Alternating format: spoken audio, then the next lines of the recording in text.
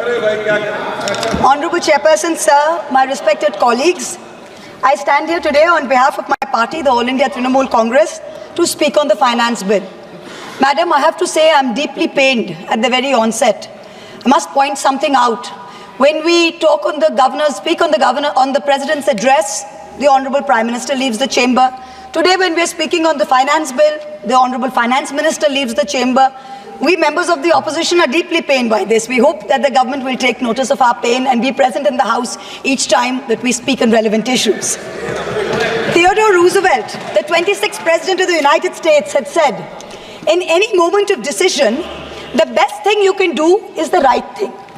The next best thing you can do is the wrong thing. And the worst thing you can do is nothing. The Honorable Finance Minister has made a mockery of the people of India in this union budget by doing absolutely nothing. Whatever little changes are there are regressive and ill thought out. Means that the people did not want a business as usual approach. The people wanted a course correction. What have you done? You've not listened to the mandate. Vinash Kale Viprit Buddhi, you have done the exact opposite. You've kept the same cabinet, you've kept the same finance minister who's given the same shoddy budget. Who is this budget for? The middle class make up 31% of India. The poor make up between 60 and 65% of India. I will demonstrate how this budget systematically strangles the poor and the middle class. This is a kursi bajao budget, a save the chair budget for this government, and even that it doesn't do very well. Broadly, there are two types of taxes: direct taxes, indirect taxes. Direct taxes are known as progressive taxes. Why are they progressive? So income tax, property tax, investment tax on capital gains, these are done in a way that the richer you are, the more tax you pay. So they're kind of fairer. Sir, please. Sir. Sir, you're a chat person. What is it? Indirect taxes are regressive because everyone from the richest billionaire to the poorest laborer is paying the exact same tax. So GST, duties on petrol, duties on diesel are all indirect taxes. When we strive for a fair and equitable economy, we must have the balance of direct taxes and indirect taxes right. The US and the Europe broadly collect about 60% through direct taxes and 40% through indirect taxes. Some Scandinavian states with welfare models collect 70% through direct taxes, 30% from indirect taxes. In India, it is the exact opposite. 65% of tax collection comes from indirect taxes, where billionaires pay the same as the poorest laborers, and only 35% comes from direct taxes. Even within the direct tax bracket, for the first time in our country's history, salaried professionals and the middle class are sharing a greater tax burden than rich corporates. The middle class is contributing 55% of direct income taxes under this government, up from 38% under the UPA. The richest corporates in India today contribute only 45% of direct taxes. Not only is the middle class being taxed, but now with this budget, the savings of the middle class have also been taxed with removal of indexation and with a rise in the short-term capital gains. Investors who've made more than 11% return, we've done the calculation, that's about the threshold rate. If you have made more than 11% returns, so if you've made higher returns, then this new tax regime with the removal of indexation has happened is good for you. Now, people like our parents, pensioners, salaried middle class, risk-averse people who invested in gold, in property, in debt mutual funds, the removal of indexation has harmed them disproportionately. So the middle class has lost out. Debt mutual fund holders will end up paying more than 40% more tax because indexation is being changed from 20% to 12% for investments made before April 1st, 2023. So this is effectively penalizing those who've made low profits. You've anyway made lower profits. People think real estate has made enormous profits. If you look at RBI's housing index for the past 10 years, the average rise in property prices has been between 4.5% and 5%. So if the middle class is invested in property, that is below 11% return, so indexation is going to harm you. The current GST regime is irrational and iniquitous. There is 18% GST levied on life insurance and medical insurance products.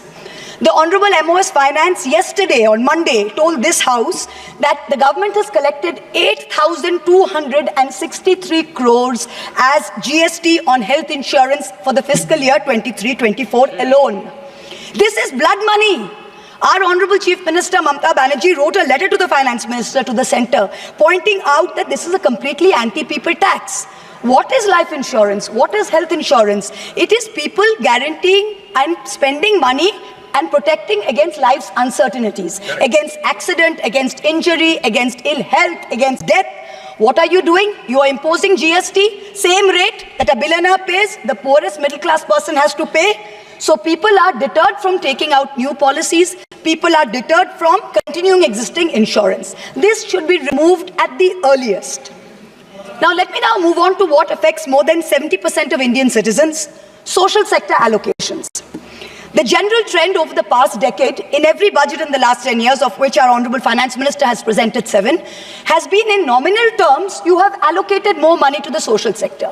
But if you account for inflation and you look at real allocations, inflation adjusted, allocations have seen reductions of over 25% in the past 10 years.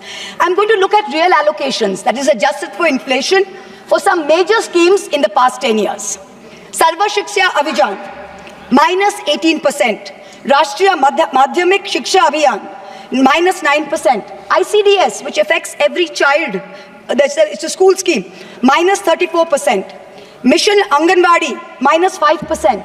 PM Poshan, minus 45%. PMGSY, those of us who have rural areas, the Pradhan Mantri Gram Sadak Yojana scheme, minus 47% reduction in real terms. The National Social Assistance Program, minus 20%. The combined expenditure on 5 social schemes, the top 5 social schemes as a percentage of GST, of GDP, has declined from a peak of 0.93%, so almost 1% of GDP in 2009-10. Do you know where it is today in 23-24? It is 0.36%. It is only a third of what it was in 9-10. The Manrega budget during COVID, when the centre was telling all the states, please give employment to the labourers, they are going back. The Manrega budget in 2021 was 0.6% of GDP. Do you know what it is today? 0.26%. No, shame. Specific budget figures for 24-25 are shameful. Specific figures, let's look at the specific figures. The allocation for Samarth, which is maternity entitlement and the creche scheme, has been reduced by 70 crores compared to budget estimates of last year. The budget for the National Social Assistance Program, for again those of us with rural areas, you know how important this is. This is what gives social security pensions to the elderly, to single women, to disabled. This is unchanged from last year at 9,652 crores. 9,600 crores, same as last year, no adjustment for inflation. The central contribution to social security pensions has been unchanged since 2014. It was 200 rupees in 2014. It is still 200 rupees per person today. The price of the cutlets in the parliamentary canteen in the last 10 years have been adjusted for inflation with the government's approval. The price of the cutlets in the parliamentary canteen have more than doubled. But when it comes to giving social security for the poorest of the poor, it is still 200 rupees in the last 10 years, no change. This budget's allocation, there is no room for higher salaries for Anganwadi workers. Their salaries have been unchanged since 2018. No room for higher honorarium for midday meal cooks. You have to understand a lot of the women in villages depend on only Anganwadi sectors and midday meal sectors for any source of employment. There has been no higher allocation for supplementary nutrition given to children. The National Food Security Act, the NAFSA, mandates coverage of 67% of the population through PDS. The Prime Minister has very proudly proclaimed that this is a food surplus country. Fine. Then why have we not increased the population covered under rations? Since 2011, you have not had a census. Since you have not had a census, you have not increased the number of people being covered under rations. Also, one very important question. Why is the central government blatantly defying the directions of the Supreme Court? We went to the Supreme Court on the migrant workers case. The Supreme Court gave an order, a direct order to the central government that the central government is to give rations to 8 crore migrant workers of the unorganized sector who have been left out of the food security net. The last hearing was on 16 July 2024. Court again said that you have to please give money to the states which have issued additional cards, ration cards. But there's no room in the budget for this. There is no allocation. In this rush to protect its own chair, the government is making a very dangerous mistake, which is it's not giving enough to protect our borders. Military experts have repeatedly warned us that India's military capability has to be modernized because we are fighting on two fronts. One is against China, we need a dissuasive deterrent. Against Pakistan, we need an offensive deterrent. The budgetary allocation for defense in this budget is 6.22 lakh crores. This is a marginal decrease of 2,000 crores compared to revised budget estimates. We have reduced it by 2,000 crores. This year's allocation, the budget defense allocation, is 1.9% of GDP. This is the lowest since 1960. The lowest. Shame. Despite many economic constraints, past governments had always given close to 3% of GDP, which is the universal norm for defense. Over the last decade, ever since this government's been in power, it's been hovering around 2%. We have been unable as a government to compel China to restore status quo ante-April 2020 on the line of actual control. We have been unable to deter Pakistan. In the last 2 months alone, over 50 security personnel and about 10 civilian pilgrims have been killed in Jammu. Capital expenditure on military equipment, 1.7 lakh crores. On paper, this shows that it's almost a 10% increase. What we haven't taken into consideration is this increase was largely due to Russia's inability to supply contracted weapons to us because of the Ukraine war. If we take into account inflation and we take into account the rising dollar rate, we're almost flat. The gap between projections made by the armed forces and between actual allocation is 17 to 23%. That's the gap. कुर्सी बचाने में आप मस्त थे, देश को भी देखिए. We need close to 3%, 2.5 to 3% of GDP to defense. This is something that the country needs to look at. The Honorable Finance Minister started off her speech by talking about the focus on Annadata or farmers and how much this government has done for farmers. The Economic Survey of 24 says 42.3% of Indians depend on agriculture. That's 600 million people, that's 60 crore people. If I looked at the economic survey, 22nd July, very carefully. What did the headline say? The headline says, agricultural sector has registered an annual average growth rate of 4.18% in the last 5 years.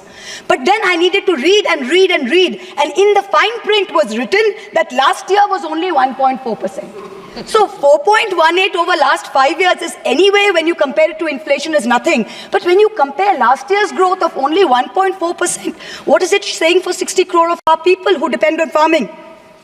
Productivity and resilience in agriculture was one of the first themes, priority number 1, according to the Finance Minister's budget. She had made 9 priorities. This was priority 1. But the provision for agriculture and allied sectors is only 1,52,000 crores. Whereas the provision for one bullet train from Ahmedabad to Mumbai is 1,08,000 crores. Please look at the comparisons, everybody. Priority 2, Finance Minister said, is employment and skilling. This government has got the worst track record of creating jobs. India has more jobs in the informal sector, not in the formal sector. The budget is talking of an internship program with the top 500 companies. This is a joke. The top 500 companies employ 70 lakh people in total. That is 1% of the total workforce. Our workforce is about 57 crores. You are expecting companies which have a total which employ 70 lakh people to give employment to 1 crore interns. Please let us know how this is going to happen. I'm really curious.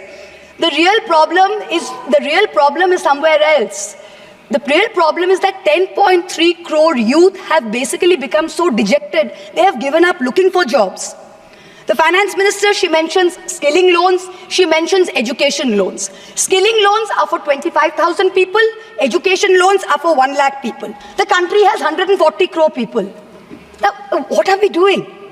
Priority 3, according to the Finance Minister, inclusive human resource development and social justice. In this section, the budget says, first on Bihar, we will support expressways. What you're not saying is that you will make expressways which will charge very high tolls. So you are recovering the money, you're not doing anyone a favor. You're charging back-breaking tolls. You might give another bridge which might collapse. Yes. You will set up another power plant, which like Jharkhand may also be outsourced to a favorite businessman. Correct. He can be given a nice juicy PPA and sell more imported coal. Secondly, on Andhra, there are no grants but only loans, that too from multilateral agencies. So basically dollar loans will be given to Andhra Pradesh which future generations will have to pay back with interest. There was also another sweeping statement. Grants for backward regions of Rayalaseema, Prakasam and North Coastal Andhra as stated in the Act will be provided. I looked in the entire demand for grants with a tooth comb, with a microscope. And I looked at the expenditure budget, nothing was provided anywhere. I don't see the intelligent people of Andhra being fooled by this. Priority 4, manufacturing and services. The finance minister has devoted an entire section on how MSMEs are a priority. I believe her, yes, it should be a priority. But I'm very confused. Most medium and small enterprises are either proprietorships or partnerships.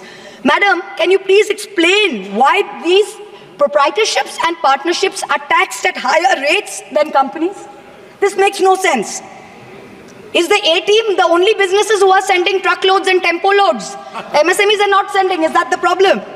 And also the government needs to get rid of the bizarre 29A of the Insolvency and Bankruptcy Code because it is killing companies that are in trouble. It does not allow promoters to propose a resolution plan. As long as we have this code, promoters cannot propose a resolution plan. We need to get rid of this. Priority 5 in the finance minister's speech, urban development. The Prime Minister had said every citizen will get a house by 2022.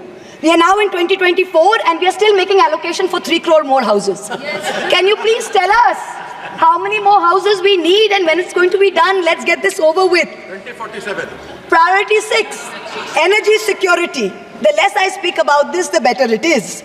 Energy security is security for best friends. It's created by allowing best friends to import low-grade quality coal, mark it up as high-grade quality coal, and sell it to state development corporations at the cost of the country's environment, at the cost of the health of our citizens. Priority 7, the finance minister said, was infrastructure. She announced in a true style of Shagun that she's gifting the nation 1,11,111 crores. 111,111. This is flat on last year.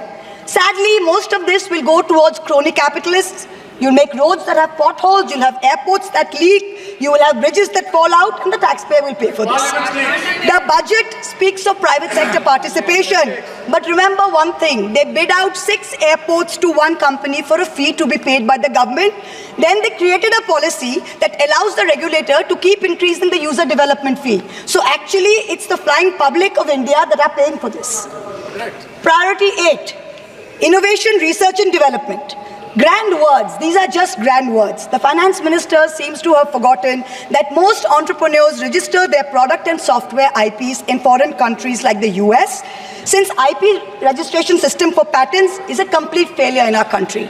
Unless you fix patent registration, this is not going to happen. The last priority she talks about is next generation reforms. This is also another Jamla. She says, I propose to earmark a significant part of a 50-year interest-free loan for competitive federalism. So this is double speak. We'll keep this money in our pocket. If Nitish ji and Chandrababu ji see through our Jumla and they make a big fuss, we'll have some additional funds to keep them happy and to keep the government going. Finally, I have to mention one interesting fact, and I hope that the Treasury benches will have the patience to hear me out. Please. I wholly agree with the Finance Minister on one thing. The budgets for the CBI and the ED have been reduced this year, and I was wondering why. Is it because the voters didn't like the fact that you were using the CBI and the ED to go after the opposition and file fake affidavits? Or is it because you have outsourced the CBI and the ED completely to a businessman in Ahmedabad who is controlling the whole thing? Why have you reduced it? Number one, the former Maharashtra Home Minister highlighted how BJP leaders and agencies have threatened him to filing a fake affidavit. In the case of Sandesh Kali in West Bengal, the women have confirmed on video that BJP leaders forced them to file fake statements. Similarly, I'm told in my matter, Mr. Adani on October 16, 2023, got my friend to his office in Ahmedabad and threatened him with dire consequences to file a fake affidavit. Actually, Actually, it was Mr. Adani's in-law, Mr. Cyril Shroff, who filed the fake affidavit and forced him to sign it. Even today, every mid-level official in Adani's office calls mid-level officials in the CBI and says 161 statement change karaiye, aapka sir ko bulaiye, madam ke against mein statement dijiye. I am telling the CBI, why are you, madam? Please take a 164 statement once and for all. Don't keep calling back people at Adani's behest to change 161 statements to implicate me. It's going to get you nowhere. Let us reduce the CBI and the ED budget to zero. Let us, Mr. Adani pay the full 1,500 crores. Let us outsource it completely to him. End of story. In short, this Kursi Bajao budget is a desperate attempt by the government to stick its head in the sand and act like that the mandate of 2024 never happened. But the coming days are going to prove the instability of this government and the inefficacy of its economic policy. We wait for that day. Thank you very much, madam. Thank you.